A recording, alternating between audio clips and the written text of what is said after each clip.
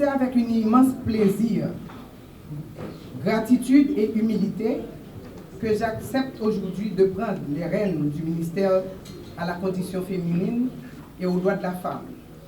Cette nomination intervient à un moment complexe de notre histoire.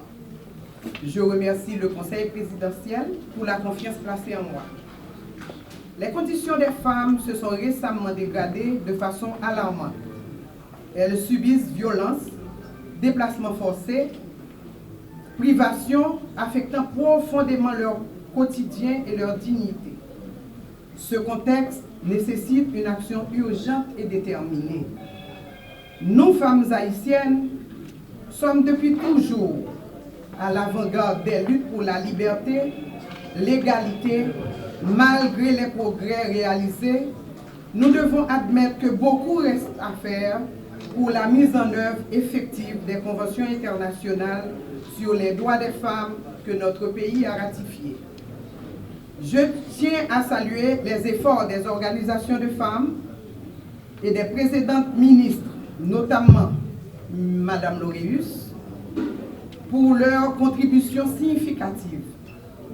Mon rôle sera de consolider ces acquis et d'intensifier le plaidoyer auprès des institutions publiques pour qu'elles intègrent les droits des femmes dans leur politique et budget.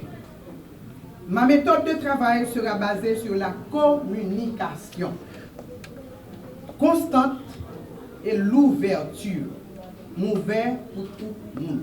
Je suis ministre du gouvernement, je suis ancien ministre, je suis toute organisation famille. Moi là, je parle écoute nous. Pour nous. Ensemble, nous relèverons les défis de la promotion de l'égalité des sexes, de la lutte contre la violence et de l'autonomisation des femmes.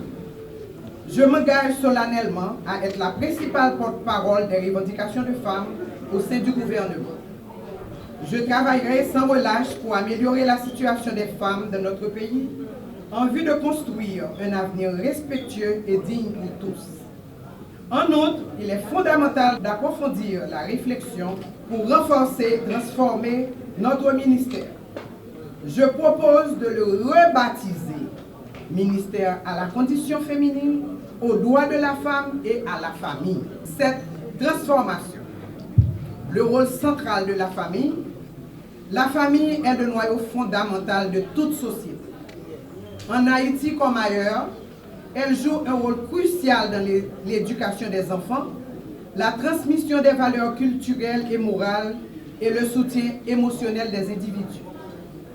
En élargissant ce champ d'action du ministère pour inclure la famille, on reconnaît l'importance de ce premier lieu de socialisation et d'apprentissage.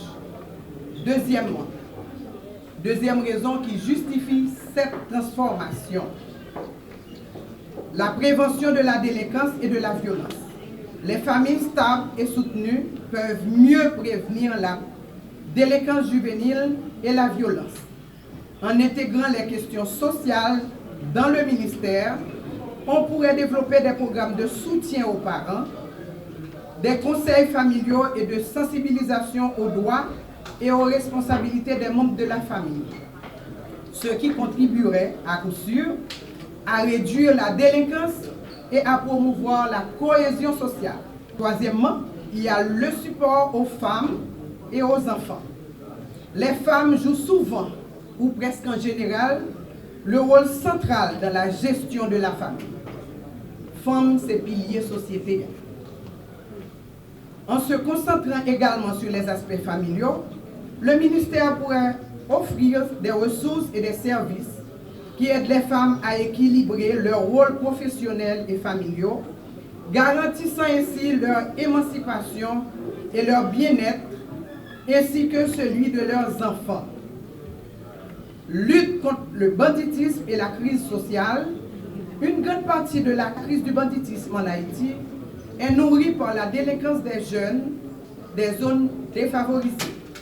En intervenant directement au niveau familial, le ministère pourrait aider à créer un environnement stable et favorable au développement des enfants et des jeunes, réduisant ainsi leur vulnérabilité aux activités criminelles.